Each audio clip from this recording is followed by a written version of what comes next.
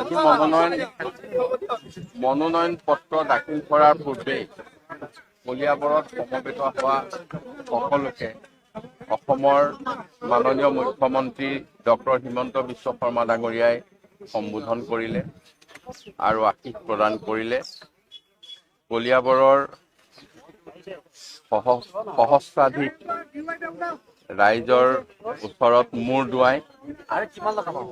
দোৱাই আজি মই মনোনয়ন পত্ৰ দাখিল কৰিছোঁ।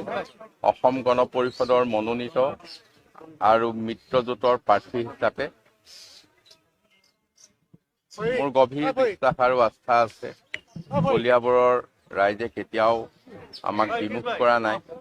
এইবাৰো অধিক উৎসাহেৰে মনোনয়ন পত্ৰ দিবলৈ মোক আগুৱাই দিছে আৰু মই আশা কৰিম পুনৰবাৰ ডক্টৰ হিমন্ত বিশ্ব শৰ্মা ডাঙৰীয়াৰ নেতৃত্বত NDA চৰকাৰ গঠন হ'ব আৰু অসমৰ ৰাইজৰ যি সপোন তাক বাস্তৱত প্ৰতিফলিত হ'ব। অসন্তুষ্টি মানে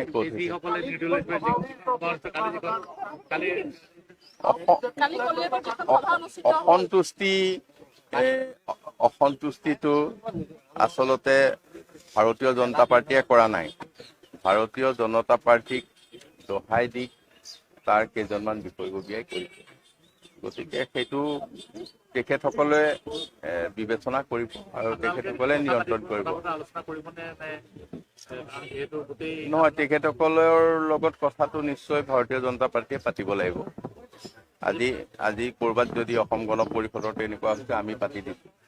গতিকে তেখেতসকলে নিশ্চয় পাতিব আৰু যিয়েই সিদ্ধান্ত হওক তাৰ কাৰণে মোৰ কোনো আক্ষেপ নাই।